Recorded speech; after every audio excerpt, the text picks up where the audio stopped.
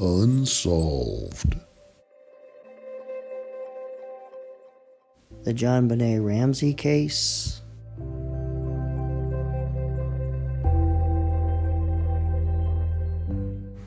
The Babysitter.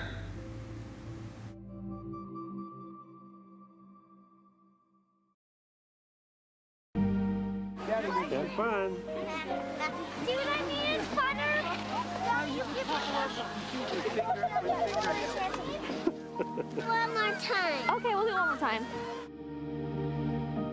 In this video, we're going to look at 3 different individuals who had babysat JonBenet.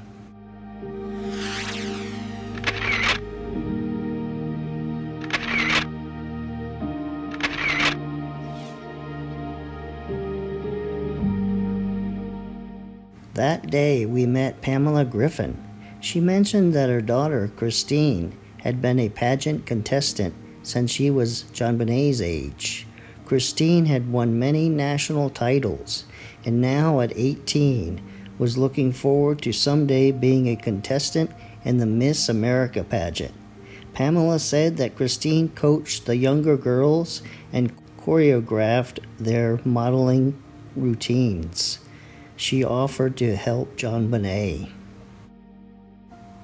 For her talent, she sang Cowboy Sweetheart, a song chosen by Aunt Pam and Grandma from Grandpa's large selection of country music CDs. Kit Andre, who was Christine Griffin's dance instructor, choreographed JonBenet's motions to the song.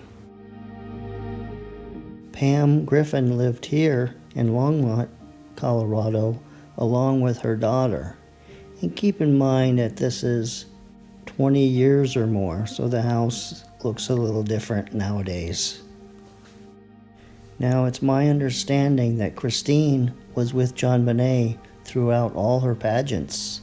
She started in that April 1994 All-Star Kids pageant, and she went through these pageants listed here, and of course, JonBenet was murdered in December of 1996.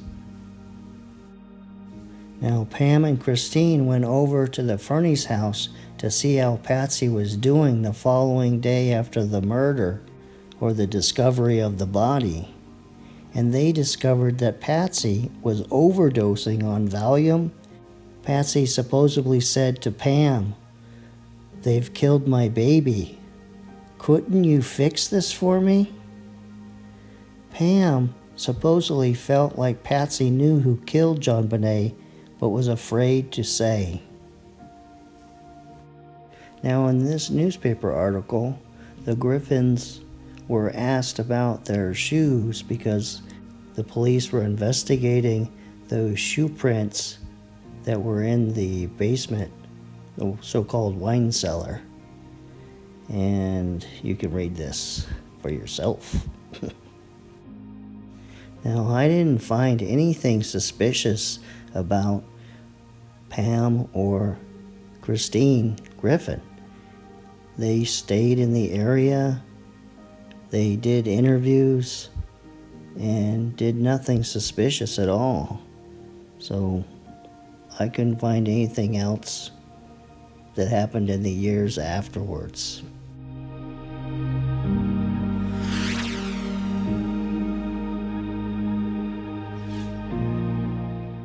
Susan Savage lived in Longmont, Colorado also, and she lived at 2318 24th Street.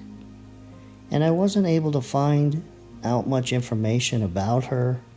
There was nothing suspicious and nothing has happened. I found out that she has a younger brother who attended the same high school, but there really wasn't anything special about Susan Savage.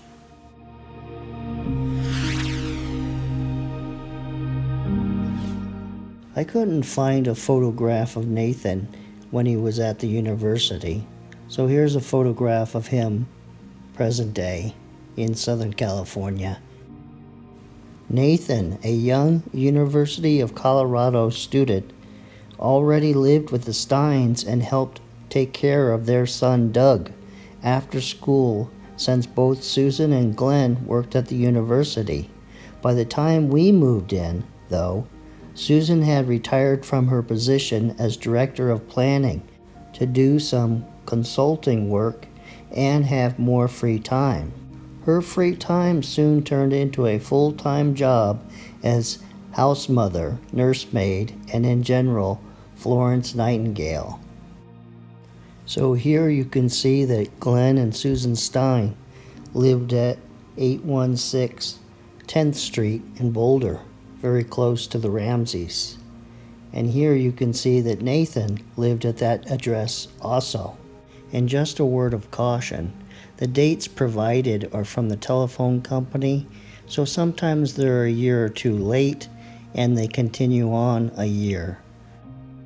You mentioned a kid by the name of Nathan that was living with the Steins. Was he living with them prior to December of '96? Yes, he was. And at any time did he look after Burke or JonBenet? He would, on occasion, take them to school in the morning. Do you know anything more about him? His last name? Inouye. Nathan Inouye.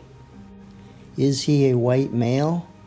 He is American, but of Japanese descent, I believe. How old is he? He has graduated now and is doing missionary work. I think Susan would know exactly where he is, but at that time he was a college junior or senior. This is from when John Ramsey was interviewed from the police. Yeah, we would see him at their house. He would drive the kids to school occasionally in a carpool. Patsy would take them sometimes, Susan would sometimes, or Nathan would take them. Have I eliminated him? No, I haven't. I thought about that from time to time, but I don't consider him of strong interest. Really enjoyed that. So, I mean, when I look back at what's most memorable to me is always when I was in that kind of role as a some kind of like teacher, class advisor, instructional assistant, mentor, nanny. So.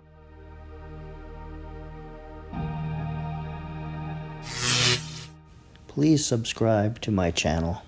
Thank you.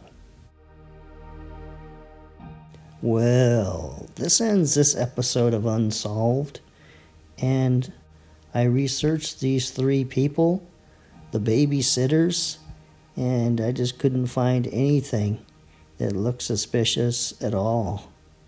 All three of them seem to be quite successful now, and they were pretty successful then. So I'll see you the next time on Unsolved.